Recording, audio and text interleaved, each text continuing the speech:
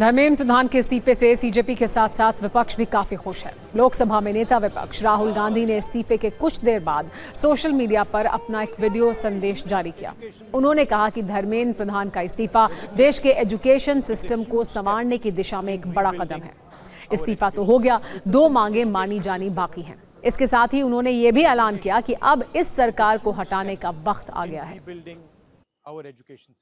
Education minister Dharmendra प्रधान's resignation is a huge step in rebuilding our education system. It's a symbolic step because he was a symbol, but it is still a big step. And I want to congratulate every single student, every single youngster who came out on the streets and fought for democracy, fought for the future of this country, and defended the Constitution. I'm proud of you. Well done. There is still 2 demands outstanding. The first one, and most important one, anybody who has raised a finger on our students, beaten them, shot at them, has to be held accountable. People who've organized it, people who've implemented it, all have to be punished. And the final demand that the Prime Minister of India, out of respect for the students of India, out of respect for the future of India, has to apologize to the students who were brutalized and attacked. इस्तीफा हो गया, छात्र जश्न मना रहे हैं। विपक्ष इसे छात्रों और लोकतंत्र की जीत बता रहा है। इस बीच एनसीपी एसपी के अध्यक्ष शरद पवार ने बड़ा दावा किया है। उन्होंने कहा है कि पीएम मोदी से मुलाकात के दौरान उन्होंने छात्रों से संवाद का अनुरोध किया था और यह भी कहा था कि धर्मेंद्र प्रधान को इस्तीफा देना चाहिए। पीएम मोदी ने उनका अनुरोध स्वीकार कर लिया। शरद पवार ने अभी 2 दिन पहले ही पीएम मोदी से मुलाकात की थी। पवार उसी मुलाकात के संदर्भ में ये बातें कह रहे थे। शरद पवार ने पीएम मोदी को उनकी बातें मानने के लिए धन्यवाद भी दिया है। हालांकि दूसरे विपक्षी नेताओं का सरकार पर तीखा हमला जारी है। अखिलेश यादव ने इस इस्तीफे को नई पीढ़ी की बड़ी जीत बताया, जबकि प्रियंका गांधी ने कहा कि यह भारत के युवाओं की जीत है।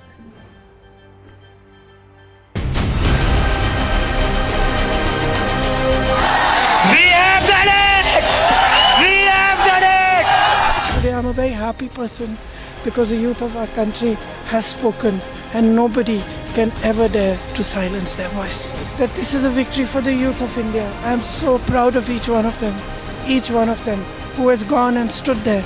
They have done it exactly in the way that Mahatma Gandhi taught us. In this country, this is a democracy. The will of the people is paramount. There is nothing above it.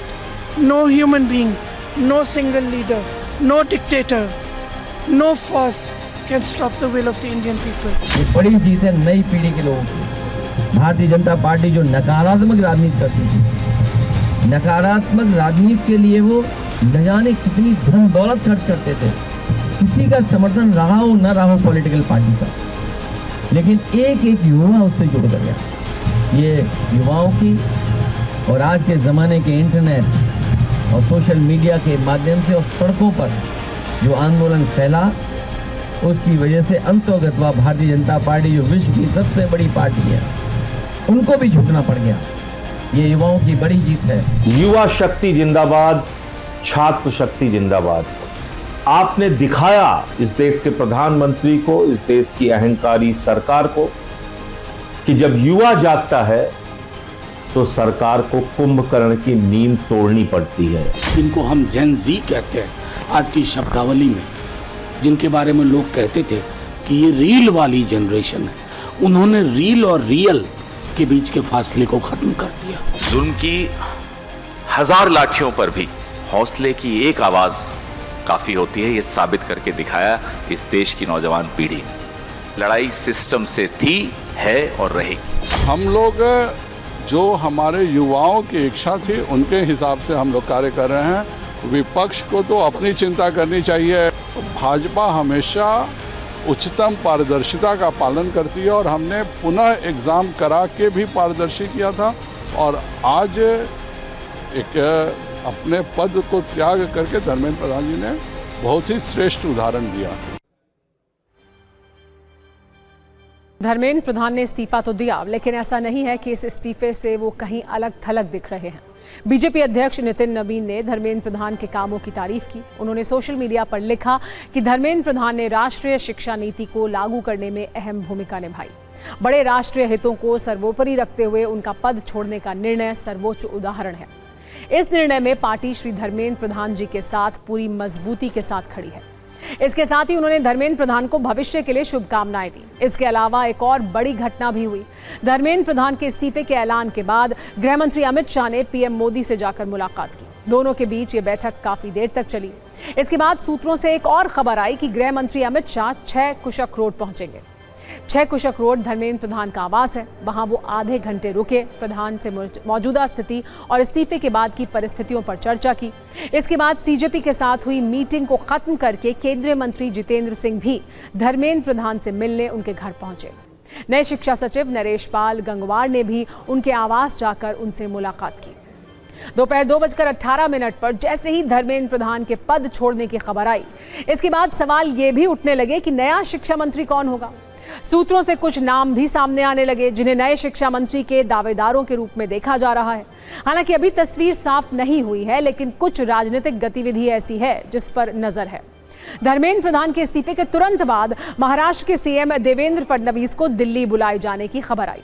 CM Fadnavis उस वक्त नागपुर में थे। दोनों वहीं से दिल्ली के लिए रवाना हो गए। उनको फोन करके दिल्ली आने के लिए कहा गया था। यहां उनकी मुलाकात शीर्ष नेतृत्व से होने वाली है।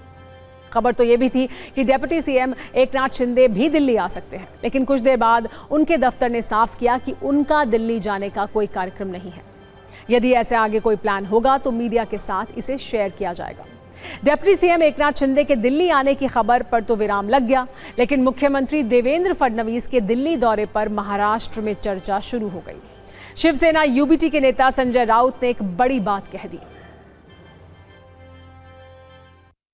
मुझे लगता है कि धर्मेंद्र जी के जगह पर देवेंद्र जी आ सकते। मुझे लगता है कि धर्मेंद्र जी के जगह पर देवेंद्र जी आ सकते। मुझे लगता है कि धर्मेंद्र जी के जगह पर देवेंद्र जी आ सकते।